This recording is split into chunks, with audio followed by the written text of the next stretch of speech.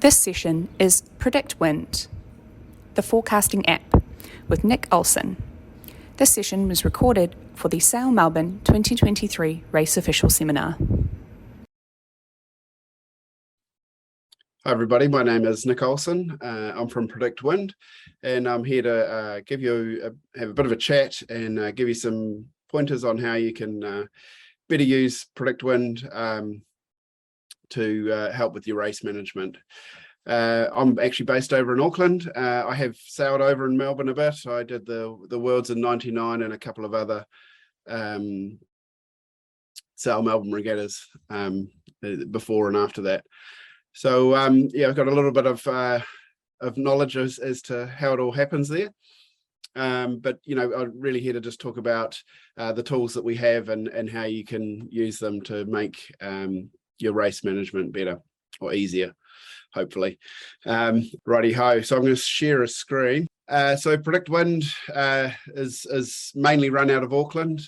We actually we run some weather models ourselves, which we call the Predict Wind models. It's actually a CCAM model, originally built by CSIRO in Australia.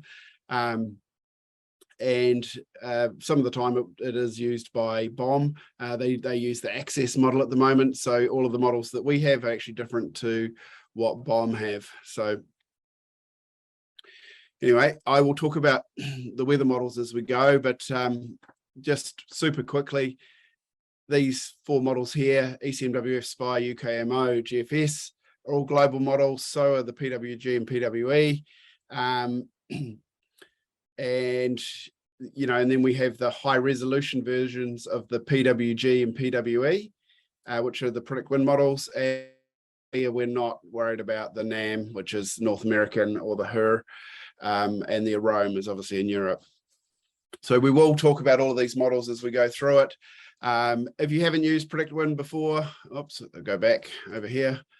You can download our apps from the Play Store or the App Store, and you would want to get the Predict Wind app for what you're doing. The offshore app is what we use.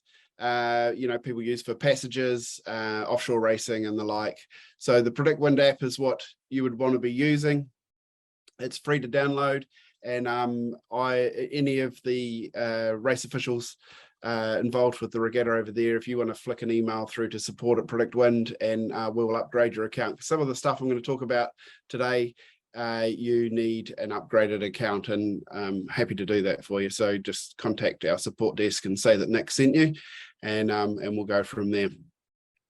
So yeah, you need the Predict Wind app, and as I say, and you can also use this on your computer. Everything we look at today is actually going to be on my Mac. So any web browser, obviously that's not useful out on the water. But yeah, so you can do that on your phone out on the water. Righty-ho. So let's get into it, because I know I've only got a short time. So everything in Predict Wind, in the Predict Wind app, is location based. So you see here we're looking at Melbourne and you know, Greater Victoria, and you can see all the different wind patterns throughout. I mean, and that's something that we really need to think about. Wherever you are in the bay, you can get quite different winds. I still fondly remember never being able to get to the bottom mark once we had once the breeze came in pretty hard one day. That, you know, the wave state can pick up real quick. And also sailing up here in a Wasp at Sorrento a couple of years ago, great breeze up there.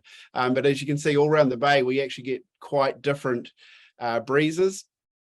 And that's something that we really want to look at for our you know, our forecast for the day, because that's really what we want to do, is be able to see what the conditions are going to be for each day and the next few days, so that we can plan the racing and you know, get the most out of it. So as I say, yeah, location based. So it's really important that you set an accurate location. If I zoom in here, this little green dot is actually where I am. Where I've set a location. You see there that I actually flicked over to the higher resolution modeling there, and my forecast changed, which is, you know, resolution is super important. The Predict Wind models will be the PWG and the PWE. run at 1 kilometre resolution. So they'll pick up a lot more of your thermal and land effects than what any of the global models will. Anyway, we'll talk about that in a minute. But yeah, so set your location to where you are, you know, where you're going to be running your racing. Don't set it on the land. You know, wind is generally 30% lighter on the land. If you had a solid gradient, it would be 30% less on the land. So, you know, what we having an accurate location set up is important. You know, if I had you know, my location here near Black Rock, and I was trying to forecast for over at Geelong, I would get some pretty weird results. Same if I was even further down the coast. So yeah, so set your locations. You can see there I've got a bunch of locations set, and you know, having that correct is really important. So we have all these different tools here, and if I'll go through them very quickly. The daily briefing, if you find everything that I talk about today too confusing, just go and click on the daily briefing. It's pretty clever, somewhat similar to what you see if we looked at the bomb forecast, you know, very, very generalized. Sometimes when I sort of feel a bit sort of, you know, I want to see something in the models, but that's perhaps not there. I will come in and get a bit of sensibility from this. It's an algorithm that just reads the models and gives you some pretty not, you know, no rubbish sort of results. Also has tides, and you know, when your low tide is, when your high tide is, UV index and stuff. But you know, what we really want to know, you know, is the wind. You know, in the morning we've got the old light and variable. You know, in the afternoon 6 to 12 knots from the north, and that's actually using all of the models that we have. It discards any outliers and gives you what you see here. So that's pretty good. So the tables, as I mentioned before, everything is location based. So having this, the tables will only give you the forecast for that single spot. So you know, 5, 10, 15 kilometers away, these tables are not relevant. What we can see though is, and what I like to look at in the tables is look for consensus, you know, timing of changes. You can see here I just clicked over here and I expanded all the different models out for the directions, and you know, and then so we can see, you know, when that change comes in, and you know, the different across all the models. You'll see here we have a bit of CAPE. So that's CAPE is convective available potential energy, potential you know, energy in the atmosphere. So that could be an indicator for some thunderstorms. So you see that, just something to keep an eye on. You'll probably go and have a look at the bomb forecast and it'll say something like that as well. I do actually have that up there. We'll have a look at that in a minute. So yeah, all through here you have all the models and you can see all the different parameters, and as I say, it's all location based. You'll see here that I have these blanks. That's because the forecasts are actually in the middle of updating. So if I come over here and I click on this is the same in the app, and I can see when the forecast models are updated. So everything I'm looking at here is actually in Melbourne time, because all of the location based stuff is you know, set for the local time zone. So this is really important information for you to know, especially in the mornings. You know, the best, you know, having the forecasts updated before you start thinking about what you're going to do for the day is really important. And we will see the ECMWF actually updates the last, and so you'll see it updates at 6:30 in the morning. So that should be fine for you guys. And you can see here the GFS, the UKMO, and the PWG have already updated this afternoon from their update this morning. So knowing when that happens is actually really important for your decision making. And just because the forecast was wrong one day doesn't mean to say that the next one is going to be wrong. You know, they're entirely independent from each model run. So getting the latest information and data is really important. Graphs, have a quick look at that. Why I would use the graphs. I'll just move my thing there. I'll go to 1 day. Why I would use the graphs is trends, and when I'm sailing, and I want to know, are we going to have an increasing breeze or a dying breeze, or is it meant to stay stable all day? And is it going to go left or right? And it's really the same for any race management decisions. Is it going to be trending left all day? Yes, it might be oscillating, but in general, is the trend going to be left or right? And you will see that in the graphs, and it's it can be really helpful for your decision making. You can actually go through, we've got the wind speed there. I can click on the direction. And you can go through all of those different parameters. Wind maps, really, really important that you don't just go and look at tables and go, oh yeah, that's going to be the forecast today.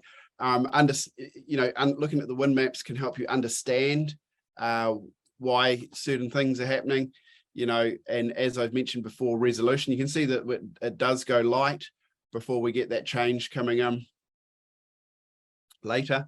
And tomorrow night, Sunday, no, tonight. And so being out, but seeing what's happening in the maps is really important, because you can see here, we've got 10 knots up here, but then down here it's got 4 knots. And so, if this system moves ever so slightly north, south, east, west, you might be like, oh, why is the wind so light? And it's because the system's ever so slightly in a different position to what the model thinks. Speaking of models, if we just flick to the 1K there, if I zoomed in, I could do the same thing. But on the day or the next day, the high resolution models are really hard to beat. So for your short-term forecasting, your on-the-day stuff, the PWG and the PWE do a really good job. And as does the ECMWF. It is the #1 global weather model in the world for good reason. It performs very well, and will also pick up your thermal stuff, but maybe not quite the detail, but does a very good job. The GFS, you'll see it everywhere. You'll see it in lots of free apps because it's free, thanks to the Americans. Spire and UKMO, really probably more offshore models. UKMO can do a pretty good job. I tend to find here in Auckland it overreads quite a bit, especially in their gusts. But as I say, the EC and the PW models on the day, that's what I would be banking on a lot, especially with your thermal stuff. If you want to look at the big picture longer term, the EC is hard to beat. The PWG and the PWE are not going to perform as well in your 3 to 5 day region, but the EC will perform better. So if you're wanting to plan ahead, that's a good way to go about it. But yeah, definitely have a look at the wind maps, especially the high resolution, and see what's going on. They only run out 36 hours from runtime in the high res. So once you go past that, you see if I move this time slider forwards, you'll see that it will change me to 8-kilometer resolution up here. It's changed me over. So anyway, I'll close that. We do have wave maps. Really, I would only be looking at the ECMWF wave map because it's higher resolution. See there, it's 14 kilometers. Again, it's going to do a pretty good job in the bay, but not as well as out in the ocean. It's really, you can see a bit there, but probably, because it's 14-kilometer resolution, it's going to struggle with the land around here. I could go through all of those, but we'll be here all day. Something I really want to quickly talk about, validation. So, which model should I look at? We do have a tool for which model, to tell you which models have been doing well. You can see there the ECMWF as I said, is a great model, been doing very well. For wind speed, this is 1 day. So this is for that day of forecasting. And you can see over the last month, it's done well for wind speed. The PWE and the PWG have done better for direction, but then, yeah, the PWE is doing well for direction up there as well. So it is a mean average error. So it's sort of, it is averaged a bit, but, you might find in the afternoons that one model's doing really well. And how do we know that? And this is, I realize I probably don't have much time, and so I'll wrap this up pretty quickly, but something that's really useful to look at is to go to the observations. Obviously, validating your forecast with real-time observations is, half the battle. And you can see here, there we do have a pretty solid bunch of observations around the bay. And if I flick through the different models, I can see, which one's doing a good job of now and where I am. Don't pay too much attention to some of the stuff on the land. Some of the land ones can be pretty unreliable, but definitely if you see certain conditions and you check the observations and you see one's doing a good job of it, then that observation might be worth noting. So you see there, if I go into the high res, and it's probably still not doing a perfect job by the looks of it, but it's also not too bad. What happens if we go over here? Yeah, I mean, it's obviously pretty tricky out there at the moment for the time I'm looking at right now. So yeah, definitely look at the observations, and also for your race management stuff, having the observations is pretty handy. And looking at the trends. So I just clicked on that observation there, Faulkner Beacon. You can see that it's got the wind speed now and the wind direction now and the wind gusts. And we can change our time here. We can look at the last 6 hours, and so we can see the trends of what the breeze has been doing, especially race management stuff, what's it been doing for the last hour. We can have a look at that and see what's been going on, especially if it's where our breeze is coming from or the like. Hey, but obviously we have a very short time here. If you do have any questions, please contact our support team on support@predictwind.com, or if you're in the PredictWind app, if you go to the main menu and scroll down the bottom, you'll see that you can actually contact us from within the app.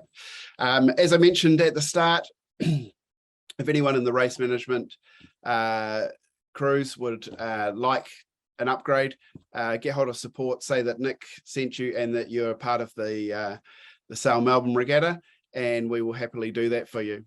Hope you have a great regatta, and thank you for having us. Thank you for watching this recording. We look forward to seeing you at Sail Melbourne 2024.